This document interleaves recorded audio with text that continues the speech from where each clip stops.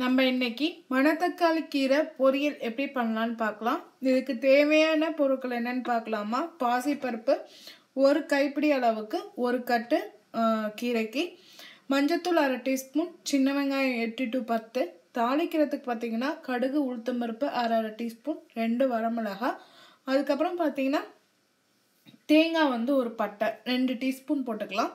இதுதான் இதுக்கு தேவையான பொருட்கள். இந்த கீரை வயிற்று புண்ணுக்கு ரொம்ப நல்லது. பச்சையாகவே நீங்கள் மென்று சாப்பிட்டீங்கன்னா இந்த கீரை இந்த புண்ணை ஆற்றிடும்.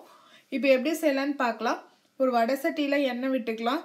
எண்ணெய் விட்டு இதில் நம்ம உளுத்தம்பருப்பு கடுகு போட்டு நல்லா பொரிஞ்சு வந்தோடனே பெருங்காயம் வரமிளகாய் போட்டு நம்ம நல்லா செவந்து வரணும். நல்லா பொரிஞ்சு வந்ததுக்கப்புறம் இதில் நம்ம வெங்காயத்தை போட்டுக்கலாம்.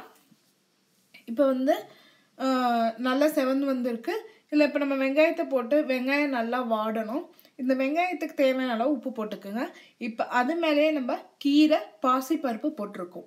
இந்த பாசிப்பருப்பு போட்டு இது நல்லா நல்லா வாட்டணும். அந்த கீரை வேகிற அளவுக்கு வாட்டிட்டு கொஞ்சமாக தண்ணி விட்டு மஞ்சத்தூள் போட்டிருக்கோம் அதில். இப்போ அதில் நல்லா கீரையில் தண்ணி விட்டு அந்த கீரையும் இந்த பாசிப்பருப்பும் வெந்து வரணும். இப்போ பாசிப்பருப்பும் கீரையும் வெந்து வந்துருச்சு. அந்த பாசிப்பருப்பு ஒன்று குத்தலாக தான் வெந்திருக்கும். அது அந்த டேஸ்ட்டை நல்லா கொடுக்கும். அந்த கீரை லைட்டாக கசக்கிறதுக்கு இந்த மாதிரி நீங்கள் பருப்பு நிறையா சாப்பிட்டிங்கன்னா உங்களுக்கு அந்த கசப்பு தெரியாது. அதோட தேங்காய் போட்டு இப்போ நம்மளுக்கு கீரை பொரியல் ரெடி ஆகிடுச்சு.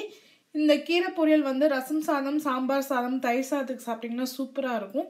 செஞ்சு பார்த்துட்டு உங்கள் கமெண்ட்ஸை போடுங்க. எங்கள் சேனலை சப்ஸ்கிரைப் பண்ணுங்கள். உங்களுக்கு பிடிச்சிருந்தா உங்கள் ஃப்ரெண்ட்ஸ்க்கு ஷேர் பண்ணுங்கள். வீடியோ பார்த்ததுக்கு நன்றி.